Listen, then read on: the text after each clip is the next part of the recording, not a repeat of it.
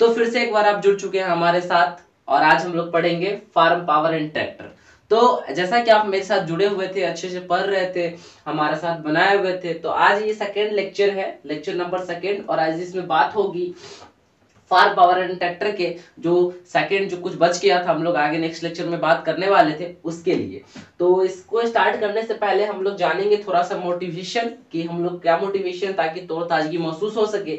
लिखा हुआ है कि the desire may be small, the desire may be small but to fulfil it the heart must be steward. अगर आपकी ख्वाब, आपका सपना छोटा हो चलेगा, आपको ख्वाब अगर आपका सपना छोटा हो चलेगा, लेकिन उसे पूरा करने के लिए आपको दिल से जिद्दी बनना पड़ेगा। ठीक है, मतलब अगर आप जिद्दी जब हो जाते हैं, जिद्दी बागी हो जाते हैं अपने ख्वाब पाने के लिए, अपने सपनों को साकार करने के लिए, तभी से जाकर सपना आपका साकार होता है। चलिए इसी के साथ हम लोग सेशन को स्टार्ट करते हैं। फोर्थ सेमेस्टर का सेशन है और इसको हम लोग स्टार्ट करते हैं और देखते हैं कि क्या कुछ खास है आज के लेक्चर में। तो आज जो हम लोग पढ़ने वाले हैं सबसे पहले वो है इलेक्ट्रिक पावर। हम लोग बताए थे, क्लासिफिकेशन किए थे, तो एनिमल, मैन, मैकेनिकल पावर, तब जाकर हमारा ये इलेक्ट्रिकल पावर आया। तो इससे ये सारे पीछे जो मैन, एनिमल्स, इलेक्ट्रिकल, मैकेनिकल, ये जितने भी हमने क्लासिफिकेशन किया था, इसमें से हमने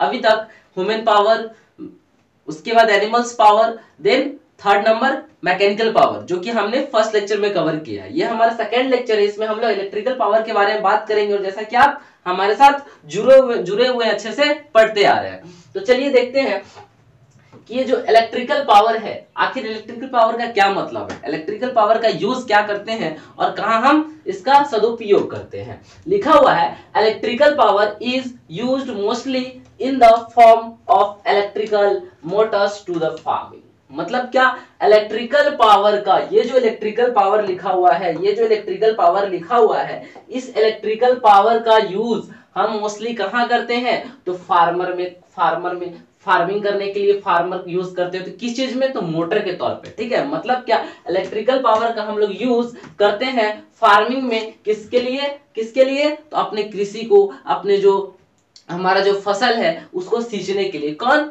कृषि करते हैं। ठीक है, तो ये इलेक्ट्रिकल पावर का मोस्ट यूजेज, ये पॉइंट आप याद रखेंगे कि इलेक्ट्रिकल पावर का जो मोस्टली यूज होता है वो मोटर के तौर पे होता है, जो कि फार्मर वगैरह कृषि करने के लिए यूज करते हैं। बहुत अच्छा, चलिए नेक्स्ट देखते हैं। लिखा हुआ है it clean quiet and smooth running. मतलब ऐसा नहीं है कि ये चलेगा तो तुम बहुत जोर जोर से आवाज करेगा, बिल्कुल नहीं, ये एकदम स्मूथली, अच्छे से, एकदम साफ सुथरा, बिना आवाज किए हुए चलता, एकदम स्मूथली, बिना आवाज किए हुए।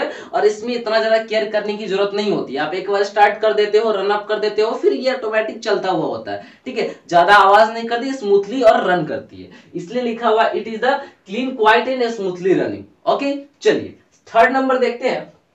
It maintain of operation needed less attention and care. मतलब क्या, कि जब हम इसको चालू करते हैं या जब हम स्टार्ट कर देते हैं, तो स्टार्ट करने के बाद इस पे इतना ज्यादा केयर या अटेंशन, मतलब क्या, चौकन्ना नहीं रहना होता है कि भैया खराब तो नहीं होगा, बंद तो नहीं होगा, जाके देखिए 2-2 मिनट में, बिल्कुल नहीं। इसके अंदर क्या होता है कि आप एक बार स्टार्ट कर दिए, मशीन को लगा दिए काम करने के लिए, वो चुपचाप अपना काम कर रहा है। ठीक है, आपको उसमें इतना ज्यादा जो है अटेंशन नहीं देना है, इतना ज्यादा केयर नहीं करना है। ठीक है, किसमें, तो मशीन वगैरह में, ये मशीन की बात हो रही है, जो कि इलेक्ट्रिकल पावर की बात हो रही है। ठीक है, चलिए बहुत खूब, आगे देखते हैं। Electrical power is use for water pumping, drying, industries, cold storage, farm production, processing, fruit industry and many similar things. कहने का मतलब क्या, इलेक्ट्रिक पावर का यूज हम कहां कहां करते हैं, बड़े पैमाने पर। ठीक है, तो बड़े पैमाने पर कहां कहां करते हैं, तो सबसे पहला पॉइंट क्या है, वाटर पंपिंग। किसके लिए, हम अपने जो हमारा जो लैंड है, हमारा जो जमीन है, उसको इरिगेट करने के लिए, उसमें पानी सप्लाई करने के लिए, जमीन से पानी लिफ्ट करने के लिए यूज करते हैं इलेक्ट्रिकल पावर का, पहला नंबर पॉइंट।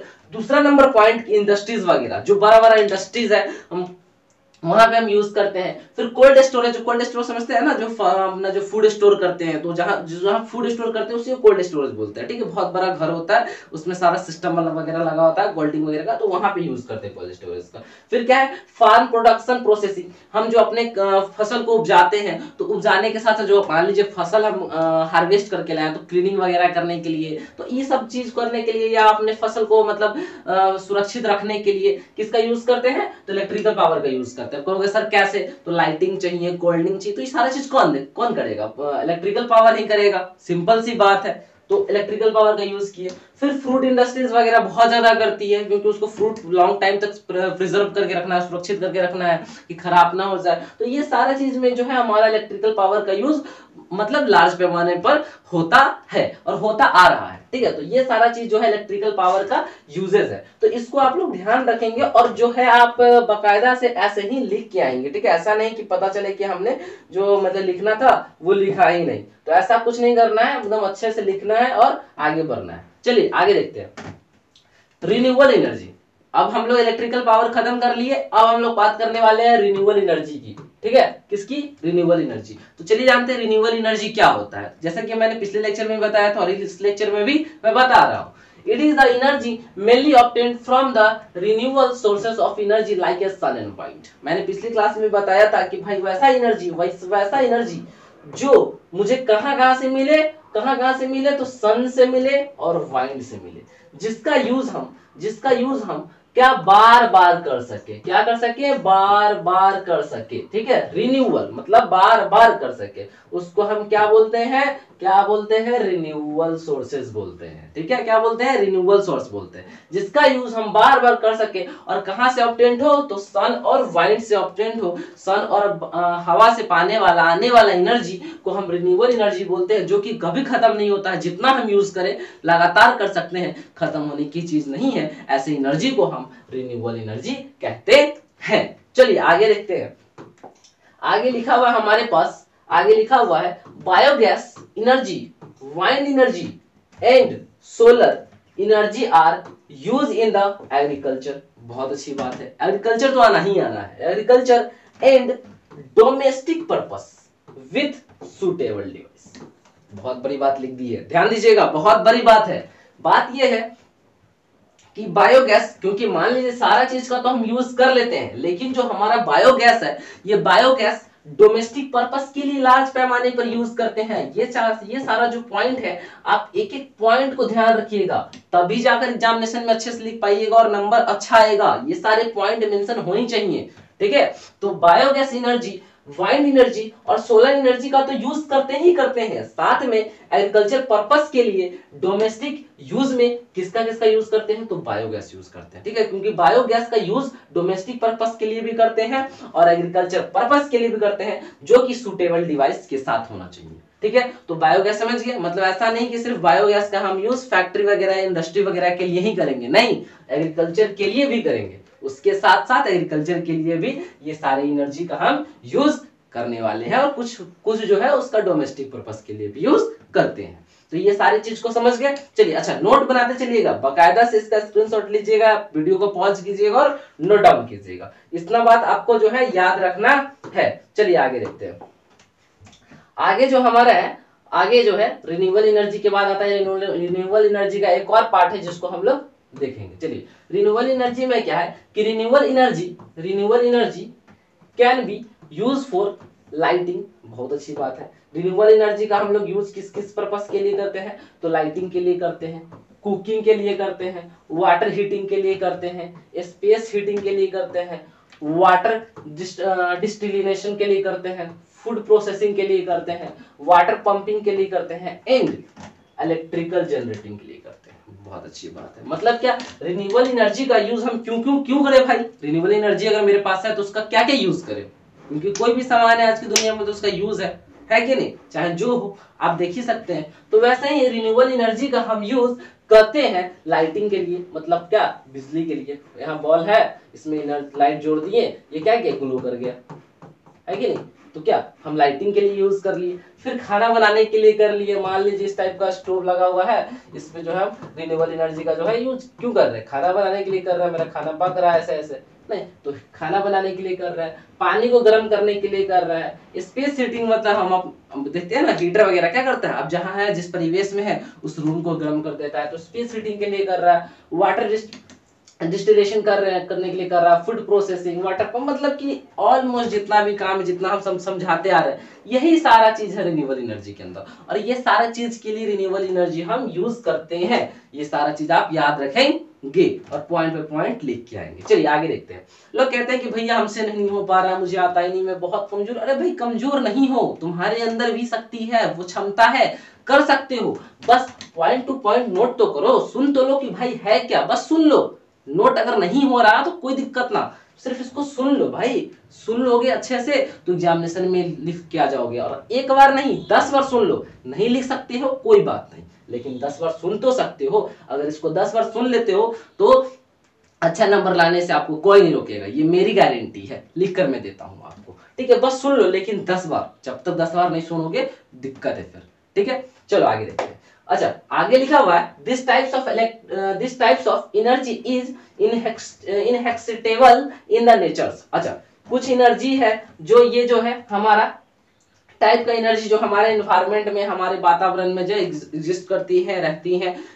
मतलब ऐसा नहीं कि आप इसको क्रिएट करोगे तभी आएगी, ऐसा नहीं। हमारे वातावरण में ही पहले से ही, हमारे एटमॉस्फेयर में पहले से मौजूद है। तो मौजूद है कौन सा? हवा। आप क्रिएट नहीं कर सकते हो, पहले से मौजूद है।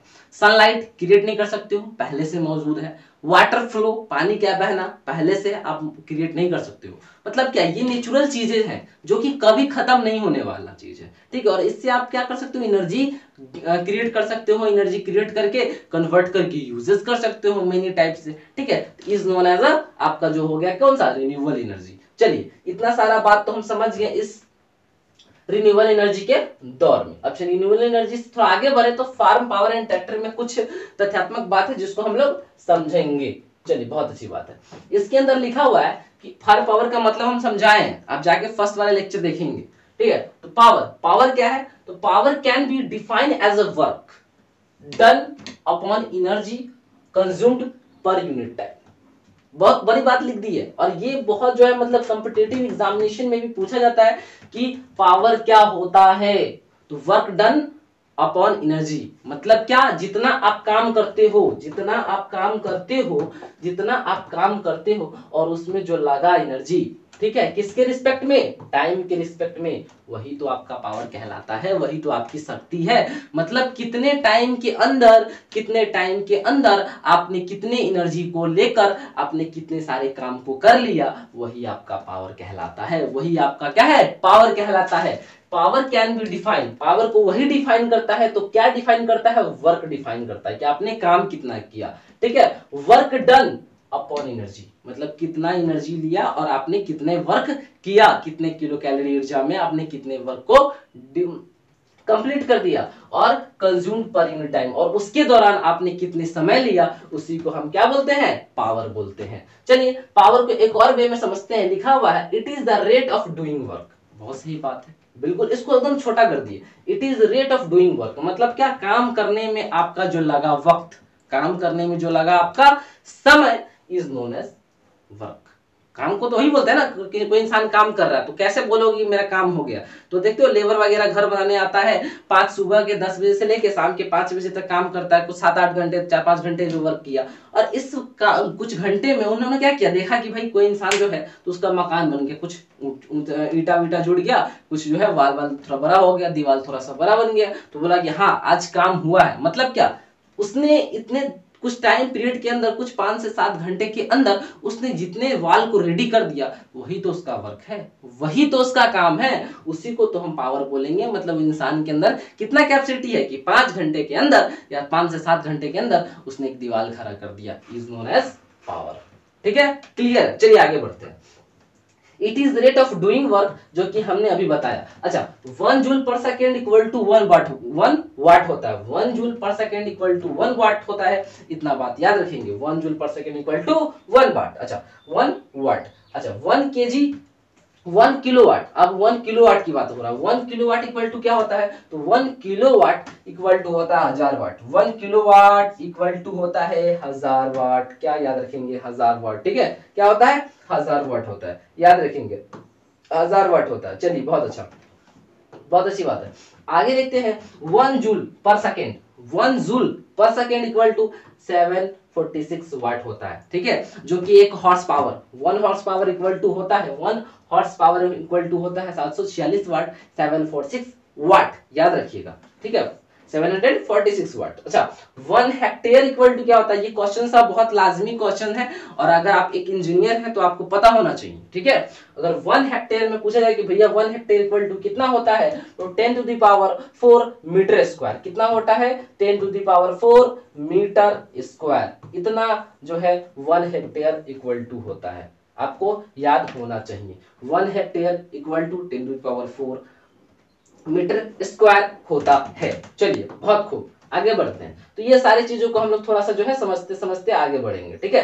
चलिए उसके साथ साथ हम लोग इतना चीज देखें तो अभी कुछ वेरियस टाइप्स है, तो कौन कौन से चीज में जो है हम लोग रेडी करते हैं, ठीक है, वेरियस टाइप्स क्या क्या है, चलिए तो दिखा देना चाहते हैं हम आपको, इधर दिखाते हैं, देखिए इधर यहाँ पे था ना ये वाला फायर पावर वाला दिखाए, ये देखिए, एक सेकेंड वेट एंड वॉच, हाँ अरे रे भाई एक्सेंट आ गया, आराम से आराम से आराम से आराम से, हाँ ये वाला हो चुका है हम लोग का, ये वाला हो चुका है।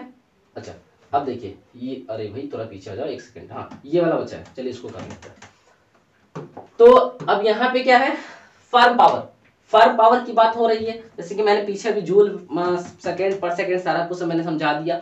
अब थोड़ा सा फार्म पावर को जान लेते हैं कि भैया फार्म पावर जो कि बहुत इंपॉर्टेंट है, ठीक है, इसी के इर्द गिर्द, क्योंकि फार्म पावर ट्रैक्टर ही है तो इसी के इर्द गिर्द सारा कहानी घूमेगा, ठीक है, तो हम लोग को इसी के इर्द गिर्द घूमना है और सारी बातों को समझते हुए चलना है, ठीक है। चलिए farm power, the powers required in a farm for performing the various activities for the cultivation of crop, ठीक है, कल्टीवेशन ऑफ क्रॉप्स, मतलब फार्म पावर कैसा पावर है, उसको कैसा पावर चाहिए, कैसा पावर रिक्वायर्ड है, तो उसको कैसा पावर रिक्वायर्ड है, तो उसको ऐसा पावर रिक्वायर्ड है जो कि उसके क्रॉप के कल्टीवेशन को कर सके। कल्टीवेशन मतलब क्या, उसके क्रॉप को उपजा सके, उसके क्रॉप को क्या कर सके, कल्टीवेट कर सके, नहीं फसल जमीन लैंड की जुताई कर सके, और जुताई करके क्या फसल को तैयार कर सके, फसल को लगा सके, ये सारे चीज को ही फार्म पावर के अंदर हम पढ़ते हैं, ठीक है। फार्म पावर कहता है कि उनके फार्मिंग में ऐसी पावर की एक्टिविटी चाहिए जो कि उनके क्रॉप को क्या कर सके, कल्टीवेट कर सके, जो फसल लगा है उसकी जमीन में, जो जमीन है उसको क्या कर सके, उर्वरक बना सके, ठीक है, is known as farm power. चलिए आगे देखते हैं। Farm power is a basic requirement, अगर फार्म पावर की जो जरूरत, आप कहिएगा कि सर फार्म पावर मतलब क्या, तो फार्म पावर की क्यों जरूरत है, आखिर हमको फार्म पावर करने की क्या जरूरत हो गई भाई, तो फार्म पावर करने की बेसिक जो रिक्वायरमेंट है वो एग्रीकल्चर फार्मिंग से जुड़ा हुआ है, क्योंकि एग्रीकल्चर फार्मिंग से ही, एग्रीकल्चर फार्मिंग जो होता है उसमें जो ऑपरेशन होता है, मतलब क्या उसके अंदर होने वाली जो ऑपरेशन है, जो की जरूरत है फार्म पावर में होने वाली जो ऑपरेशन है, और जिस ऑपरेशन की जरूरत है, बहुत ज्यादा जरूरत है, वो कौन कौन से टाइप की है, कौन कौन सी टाइप की वो ऑपरेशन, वो हम आगे अभी आपको दिखाते हैं, ठीक है। तो यही लिखा हुआ है, power is the basic requirement of agriculture, all farming operations needed to some types of power at in the farm operation in machineries, मतलब क्या फार्म पावर में यूज होने वाले एग्रीकल्चर के अंदर जो पावर है वो विभिन्न प्रकार के हैं, और उस सारी चीजों को हम दिखाएंगे, मतलब ये सारी चीज के लिए फार्म पावर हमको जरूरी है करना, ठीक है। चलिए आगे देखते हैं क्या है ऑपरेशन फॉर मशीनरीज, कौन कौन सा मशीनरीज है भैया, देखिए देखते हैं कौन कौन से मशीनरीज के तौर पे क्या क्या किया जा सकता है। तो किया जाने की अगर बात आ जाए तो क्या है, सीड बेड प्रिपरेशन, कहिएगा सर सीड बेड प्रिपरेशन कौन सी आफत आ गई, ये क्या है सीड बेड प्रिपरेशन, तो सीड बेड प्रिपरेशन वो है बच्चा, सीड बेड प्रिपरेशन वो है जिसमें सबसे पहले हम अपने जमीन को तैयार करते हैं, क्या बीजारोपण कर लिए, बीजारोपण मतलब क्या, बीज लगाने के लिए, मान लीजिए ये हमारा जो है लैंड है, जमीन है, तो इसको हम क्या किए, कल्टीवेट किए, अपने मशीन से क्या किए, इसको जुताई किए, और जुताई करने के बाद ट्रैक्टर से जुताई करने के बाद पानी दिए, फिर से थोड़ा दिन छोड़ दिए, फिर उसके मतलब कुछ टाइम तक सन वगैरह का धूप वूप लगाओ, फिर से जब जाकर हम उसको कल्टीवेट किए, जुताई किए, फिर तब जाकर जो है सारा मटेरियल वगैरह दे के तब जो जाके लास्टली हमारा सीड बेड, मतलब हमारा जो लैंड प्रिपरेट हो गया सीड लगाने के लिए, उसी को बोलते हैं सीड बेड प्रिपरेशन, मतलब क्या, जमीन में फसल लगाने से पहले की तैयारी को सीड बेड प्रिपरेशन कहते हैं। उसके बाद आता है नेक्स्ट में सोइंग ऑफ सीड, तो हमारा जब सीडबेड रेडी हो गया तो हम क्या करेंगे, फसल को लगाएंगे। वही बात है, फसल मतलब क्या, बीज को लगाएंगे जो हमारा है। तो सोइंग ऑफ सीड मतलब बीज, जो हमारा बीज है उसको लगाना, सेकेंड स्टेप। थर्ड स्टेप में है वाटर पंपिंग फॉर इरिगेशन। जब हमारा सीड लग गया तो कुछ टाइम बाद हम क्या कहेंगे, मेरा फसल को पानी की जरूरत होगी, क्योंकि इंसान भी तो खाना खाता है तो पानी की जरूरत होती है। वैसे ही हमारे फसल को भी पानी की जरूरत है। तो थर्ड स्टेप में हम क्या करेंगे, वाटर पंपिंग ऑफ इरिगेशन, मतलब जमीन से पानी खींचकर हम अपने फसल को देंगे।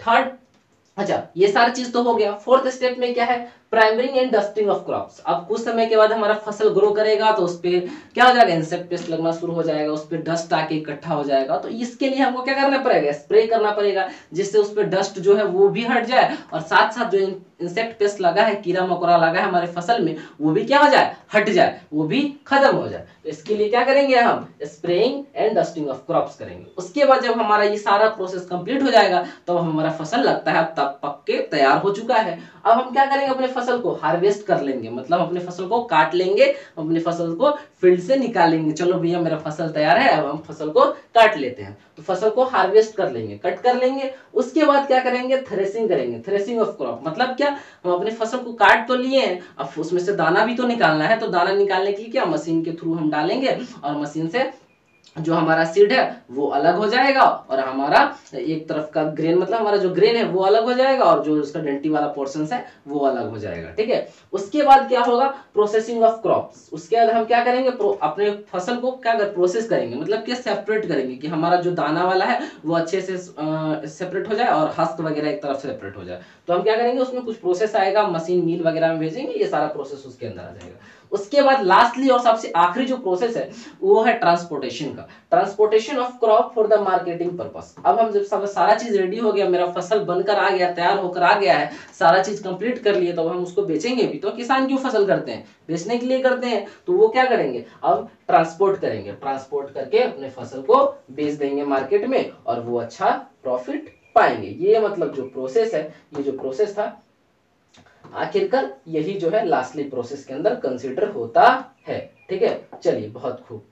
तो इतना सारा चीज हम समझे कि भाई हमारा जो फार्मर है वो इतना चीज करना चाहता है मार्केटिंग पर्पस के लिए। अच्छा, एक और चीज, लास्ट चीज जो है हम आपको दिखाना चाहेंगे, वो हमारा क्या है कि अगर आपके मन में क्वेश्चन उठेगा कि चलिए प्रोडक्शन तो हो गया, लेकिन मतलब कितना प्रोडक्शन होना चाहिए, अगर हमारा जो फील्ड है उस फील्ड में कितना प्रोडक्शन हो चाहिए, मेरे पास 1 हेक्टेयर जमीन है तो उसमें कितना होना चाहिए, अगर हम इंजीनियर तो पता होना चाहिए। तो बिल्कुल सही बात है भाई, एवरेज प्रोडक्शन आपका जो फील्ड है उसमें कम से कम कितना होना चाहिए, ग्रेन जो आपका फसल की प्रोडक्शन है, कम से कम आपके फील्ड में अगर 1 हेक्टेयर जमीन है तो उसमें 2300 केजी, ठीक है, 2300 KG hectare, 2300 KG per hectare होना चाहिए। मतलब अगर 1 हेक्टेयर में आपका 2300 केजी अगर आपका ग्रेन उत्पाद हो रहा है तो आपका क्या है, अच्छा फसल है, आपकी फसल की प्रोडक्टिविटी अच्छा ही है, आपका लैंड की प्रोडक्टिविटी बहुत अच्छा है, फसल उत्पाद बहुत अच्छा हुआ है। ये सारी चीज आपका एवरेज प्रोडक्शन है, मतलब कम से मिला जुला कर चलेगा, कोई दिक्कत नहीं है। ठीक है, तो ये इतना होना चाहिए 1 हेक्टेयर में, याद रखिएगा। चलिए आगे देखते हैं। तो यहीं पे हमारा ये लेक्चर खत्म होता है, लेक्चर नंबर 2। आशा करते हैं कि हमारा वीडियो बहुत अच्छा लगा होगा। हमारे पॉलिटेक्निक परिवार पे अपना प्यार बनाए रखें और हमारे साथ जुड़े रहें। Thank you.